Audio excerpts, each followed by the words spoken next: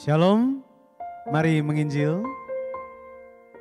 Kita bertemu di dalam ibadah doa subuh. Mari semua jemaat Tuhan, kita akan mendekat kepada Allah Bapa kita lewat puji-pujian, lewat firman-Nya, dan lewat doa. Mari kita bersama-sama siapkan hati kita, supaya hati, pikiran kita, bahkan tubuh kita terarah kepada Allah Bapa, dan Dia dimuliakan lewat ibadah kita di subuh hari ini. Satukan hati kita, mari kita berdoa. Allah Bapa yang hidup, kami bersyukur. Di subuh hari ini ya Bapa, Engkau bangunkan kami. Di hari yang baru, Engkau tetap menuntun langkah kaki kami. Kami hendak menaikkan tangan kami ke arah Engkau ya Bapa, berserah kepadamu. Dengan penuh pengharapan Engkau yang mendengarkan segala doa kami. Tapi sebelumnya kami perlu doa, kami perlu firman-Mu ya Bapak, sehingga kami bisa berdoa sesuai dengan kehendak-Mu. Pimpin kami semua, kami menyerahkan waktu ini sepenuhnya di dalam tangan kasih-Mu, bersama semua jemaat Tuhan yang menyembah di tempat masing-masing. Kiranya Engkau yang akan senantiasa beserta dengan kami. Dengan meninggikan nama Yesus Kristus, kami berdoa. Amin.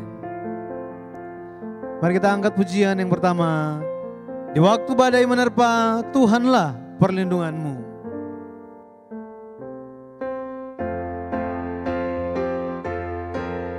Dengan iman kita kepada Dia, kita angkat pujian sama-sama. Di waktu badai menerpa, Tuhanlah perlindunganmu. Kendati goncang semesta, Tuhanlah perlindunganmu. Yesus gunung batu perlindunganmu, gunung batu perlindungan. Yesus gunung batu perlindunganmu, tempat berlindung yang teguh.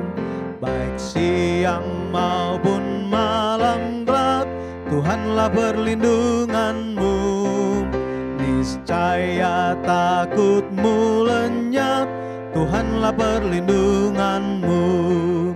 Yesus gunung batu perlindunganmu, gunung batu perlindungan. Yesus gunung batu perlindunganmu, tempat berlindung yang teguh. Ya gunung batu yang tetap, Engkaulah perlindunganku. Di tiap waktu dan tempat, Engkaulah perlindunganku. Yesus gunung batu perlindunganmu, gunung batu perlindungan. Yesus gunung batu perlindunganmu, tempat berlindung yang teguh. Ayat pertama. Di waktu badai menerpa, Tuhanlah perlindunganmu. Kendati goncang semesta, Tuhanlah perlindunganmu. Yesus gunung batu perlindunganmu, gunung batu perlindungan. Yesus gunung batu perlindunganmu, tempat berlindung yang teguh. Yesus gunung batu perlindunganmu, gunung batu perlindungan. Yesus gunung batu perlindunganmu, tempat berlindung yang teduh. Amin. Kita angkat satu pujian sebelum kita mendengarkan firman Tuhan.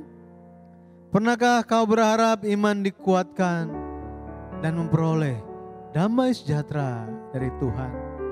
Di mezbah sembahkanlah korbanmu.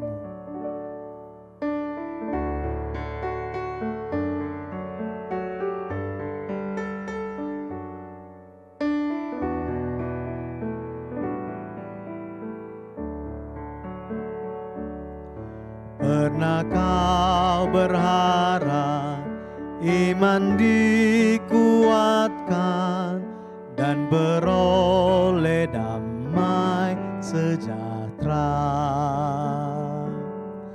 Jiwamu tak tenang, tak dapat berkatnya, sampai kau sembahkan dirimu.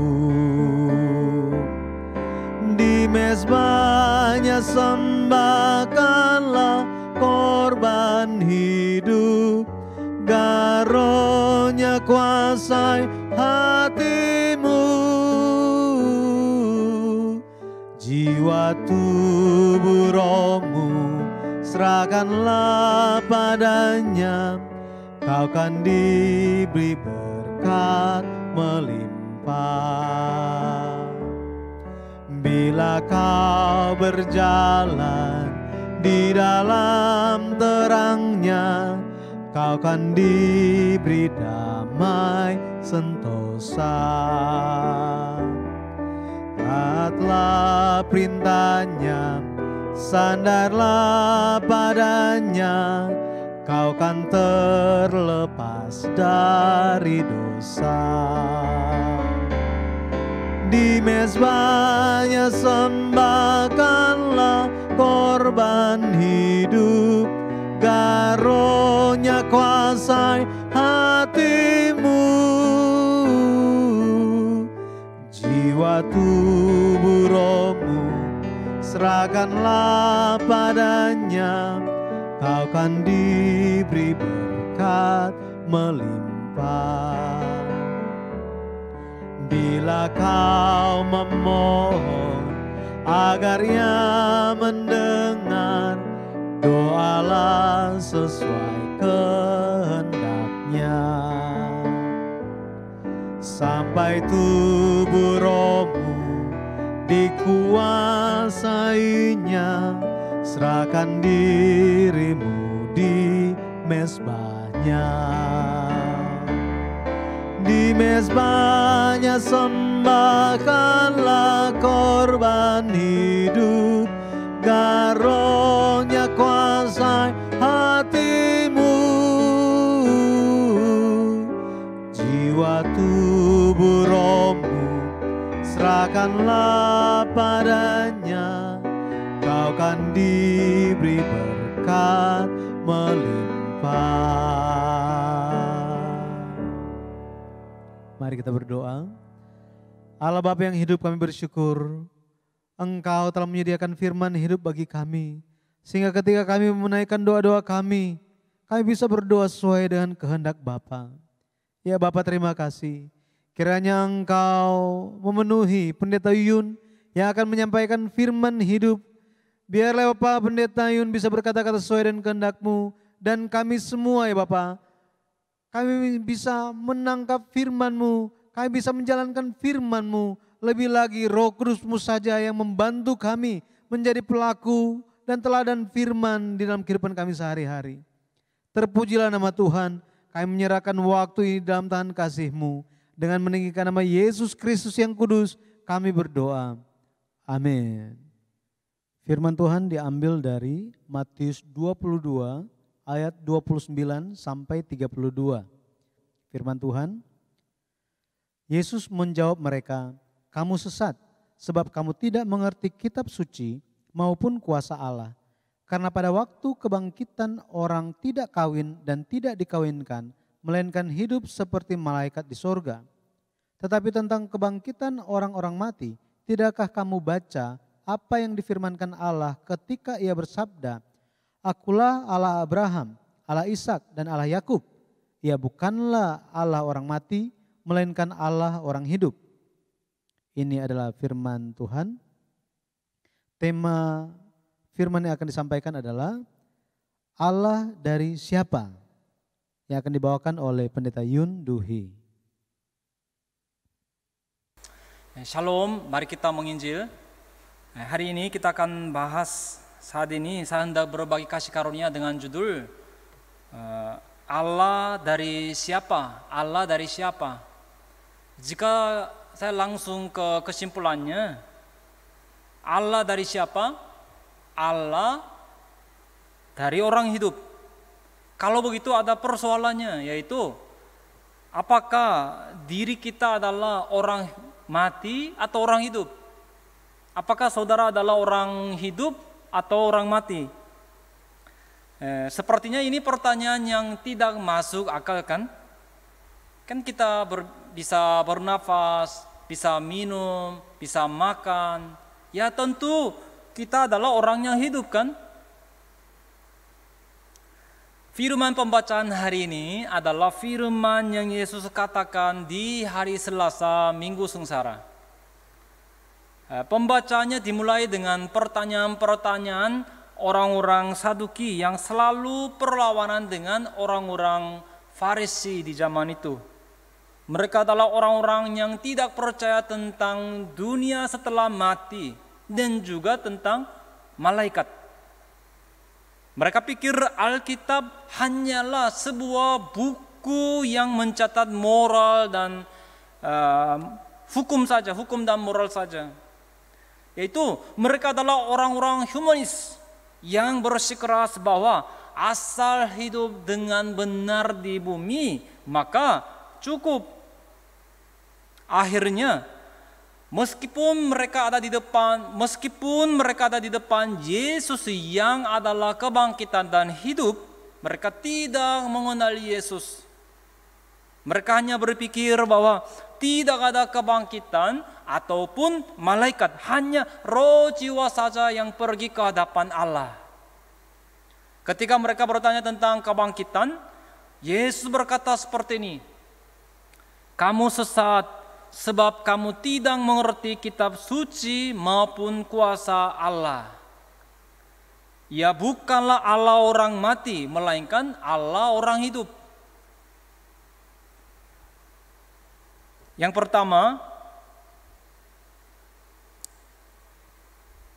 siapakah orang mati? Siapakah orang mati? Orang-orang seperti apakah orang mati yang dikatakan di pembacaan hari ini di Matius 22? Di sini ketika dikatakan orang mati, ini bukan menunjuk pada kematian secara fisik. Lukas 20 ayat 38. Lukas 20 ayat 38. Ia bukan Allah orang mati melainkan Allah orang hidup, sebab di hadapan Dia semua orang hidup.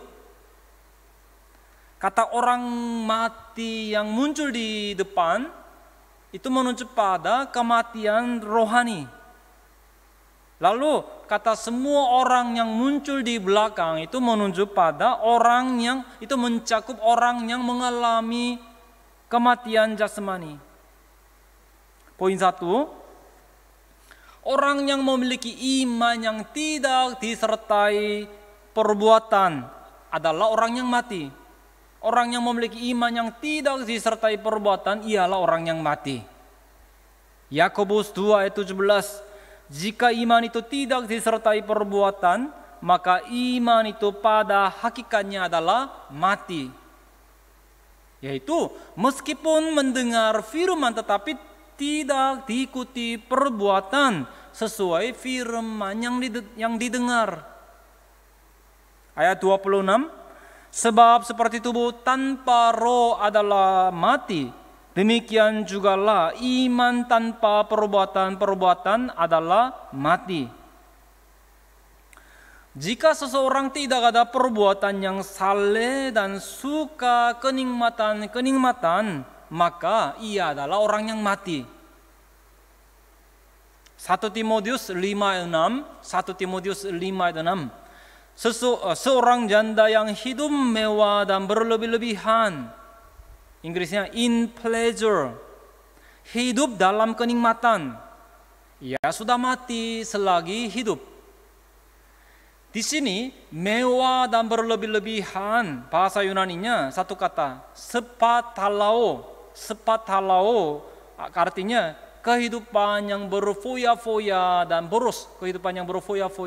boros, yaitu hidup dengan tenggelam dalam kesenangan-kesenangan yang akan hilang lenyap dengan apa? Juga berarti kehidupan yang cabul dan suka kesenangan-kesenangan dan mengejar pemenuhan hawa nafsu kedagingan. Jadi saudara-saudara, kita tidak boleh terlalu tenggelam dalam entertainment dunia, juga kesenangan-kesenangan dunia. Orang mati, padanya tidak ada kesadaran akan firman Alkitab, kesadaran tentang firman Alkitab. Bagi orang mati, kuasa Allah pun tidak bekerja.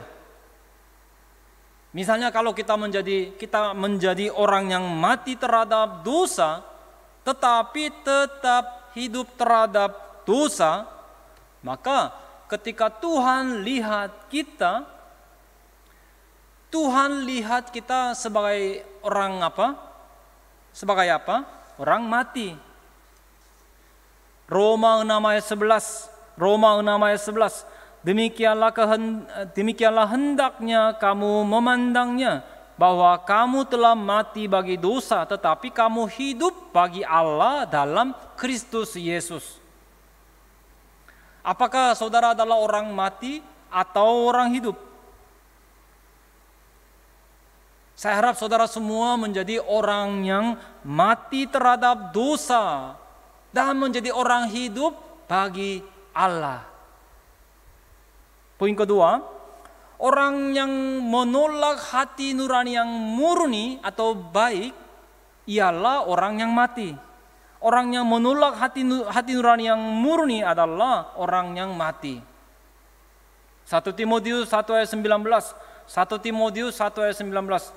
Beberapa orang telah menolak hati nuraninya yang murni itu, dan karena itu kandaslah iman mereka.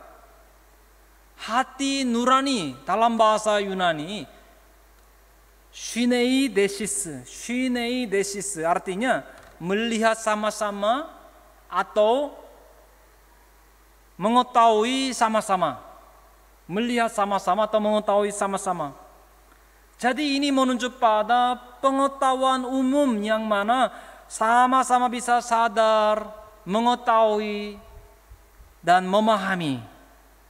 Maka saudara, hati nurani adalah indera untuk membedakan mana yang benar dan mana yang salah.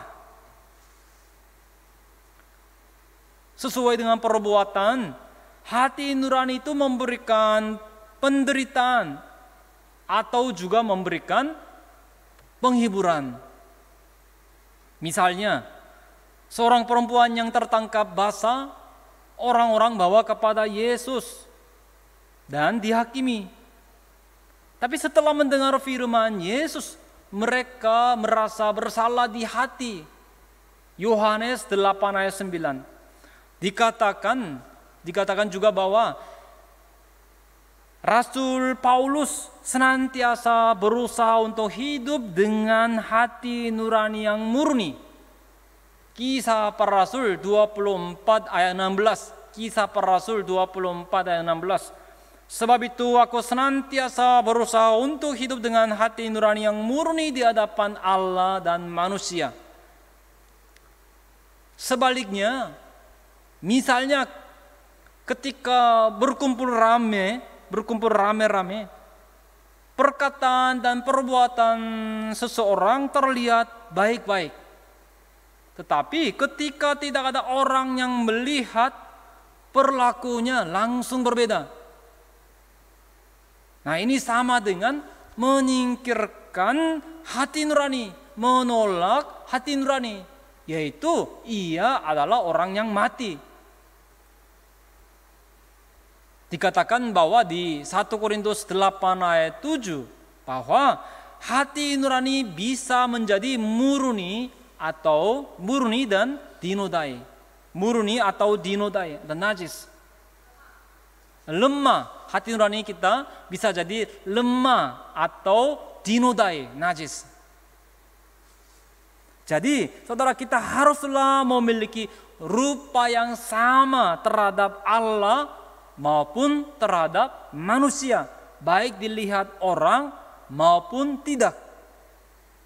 Saya harap kita semua memiliki hati nurani yang baik dan bersih. Seperti yang dikatakan 1 Petrus 3 ayat 16, 1 Petrus 3 ayat 16, 1 Timotius 3 ayat 9, 1 Timotius 3 ayat 9, Kisah para Rasul 23 ayat 1. Lalu Bagaimana kita bisa terluput dari hati nurani yang jahat? Dikatakan di Ibrani 10 ayat 22 bahwa hati kita harus sprinkled, yaitu diperciki. Ibrani 9 ayat 14. Ibrani 9 ayat 14. Betapa lebihnya darah Kristus. Dikatakan akan menyucikan hati nurani kita dari perbuatan-perbuatan yang sia-sia. Inggrisnya dead works, perbuatan-perbuatan yang mati. Supaya kita dapat beribadah kepada Allah yang hidup. Yang kedua, lalu siapakah orang hidup? Siapakah orang hidup? Poin 1, ia adalah orang yang menerima nafas hidup lalu menjadi makhluk yang hidup. Ia adalah orang yang menerima nafas hidup lalu menjadi makhluk yang hidup. Pada sosok yang penuh debu, nafas itu masuk, nafas hidup masuk sehingga menjadi makhluk yang hidup. Ini prinsip penciptaan manusia, kejadian 2 ayat 7. Makhluk yang hidup, bahasa Ibrani nefeshi haya, yang artinya sosok yang memiliki hidup. Dengan kata lain, ia adalah sosok yang hidup, yaitu orang yang hidup, orang hidup. Berarti sebelum menerima nafas hidup Allah, ia bukanlah orang hidup. Tetapi karena Adam tidak taat dan jatuh dalam dosa, makhluk yang hidup atau roh yang hidup meninggalkannya. Nah, semenjak itu seluruh manusia lahir secara rohani sebagai orang yang mati. Jadi pada akhirnya Yesus harus datang ke posisi Adam kedua dan membereskan dosa.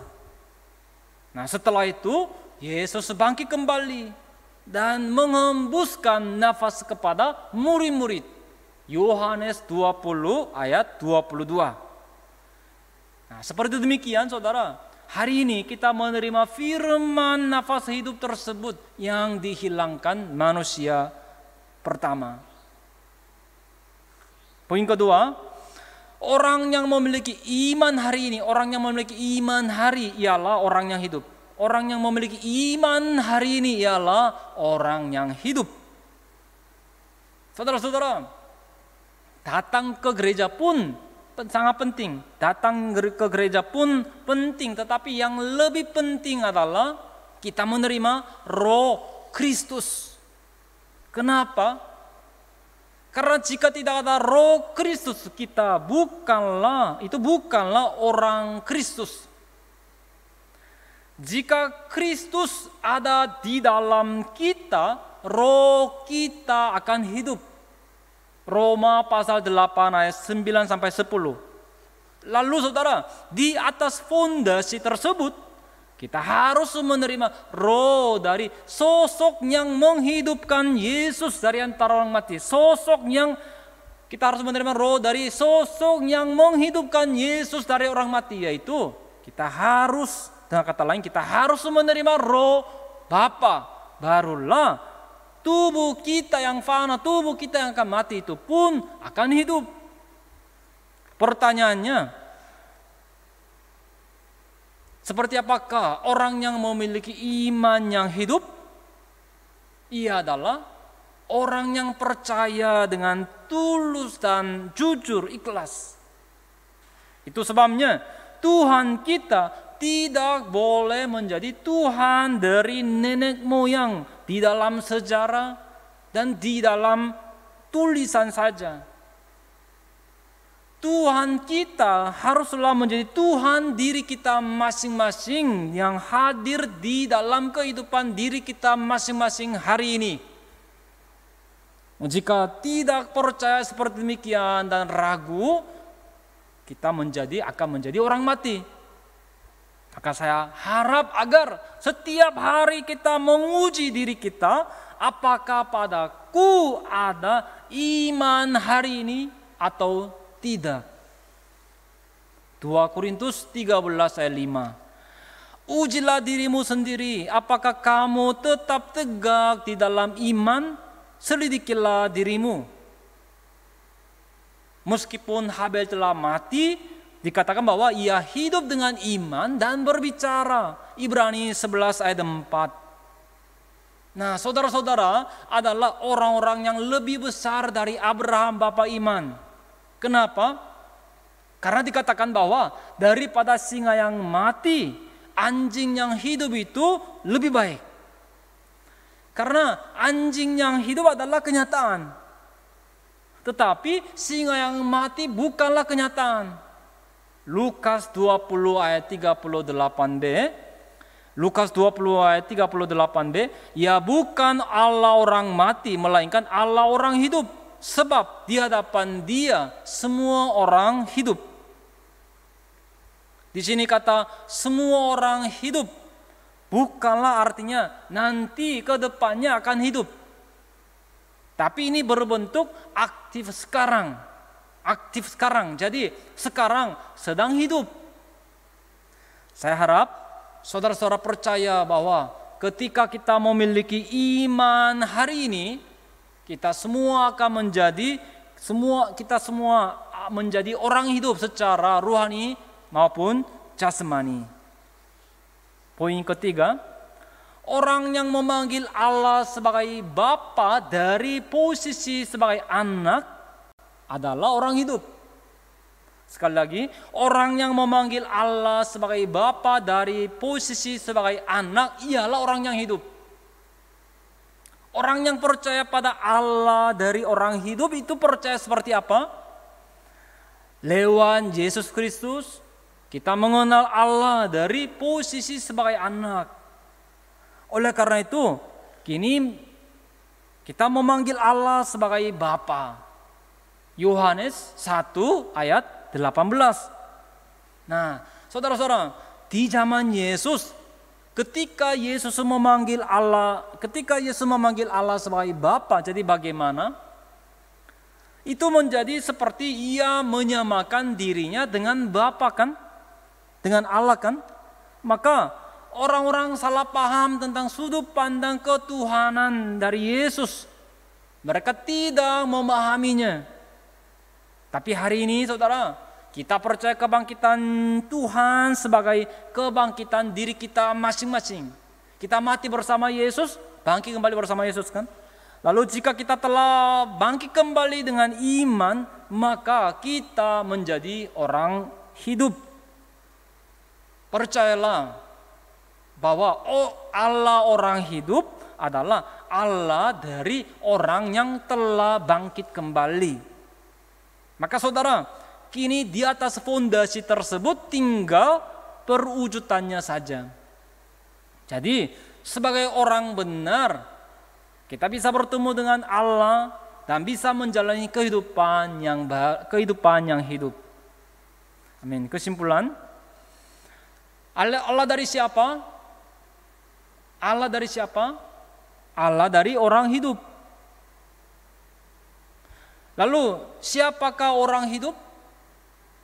Orang yang percaya Allah orang hidup, ialah orang yang hidup. Jadi jika diri kita adalah orang hidup, maka Allah yang diri kita percaya adalah Allah orang hidup. Jika diri kita adalah orang mati, maka Allah yang diri kita percaya adalah Allah orang mati. Allah bukanlah Allah orang mati, tetapi Allah orang hidup. Saudara-saudara, bagi Allah tidak masalah tubuh manusia mati atau hidup. Allah adalah Allah semua orang yang memiliki iman. Lalu siapakah orang hidup? Saudara, milikilah iman yang disertai perbuatan. Juga milikilah hati nurani yang baik dan murni dan benar senantiasa. Dan terimalah nafas hidup dari firman yang diberikan. Dan jadilah orang yang memiliki iman hari ini. Saya harap agar saudara semua menjadi orang hidup yang memanggil Allah sebagai Aba Bapa dari posisi anak. Amin. Mari kita berdoa. Allah Bapa, hari ini kami percaya Allah orang hidup. Bapa, bantu agar kami bisa menyingkirkan kehidupan yang bersifat mati, melainkan bantu agar kami bisa menjalani kehidupan yang hidup. Tolong agar hati nurani yang baik, hati nurani yang murni hidup di dalam kami, dan kami bisa hidup dengan memiliki iman yang hidup. Tolong jaga rohani dan jasmani kami di masa corona ini, Bapa. Juga tolong bantu agar setiap hari kesadaran kami terus bertambah dan kami menampakkan kemajuan dalam iman. Dengan meninggikan nama Yesus Kristus yang adalah harapan hidup kekal kami bersyukur dan berdoa. Amin. Tuhan memberkati. Saat ini kita akan menaikkan doa-doa kita di hadapan Tuhan. Yang pertama, mari kita berdoa untuk pemulihan dunia ini dari wabah corona. Biarlah di waktu yang seperti sekarang ini, banyak orang bisa berbalik kepada Tuhan, mencarinya, dan memperoleh kelepasan di dalam Tuhan. Yang kedua, mari kita berdoa untuk pekerjaan firman Tuhan. Kita berdoa supaya setiap elemen dalam gereja bisa menjadi satu hati untuk pekerjaan Tuhan.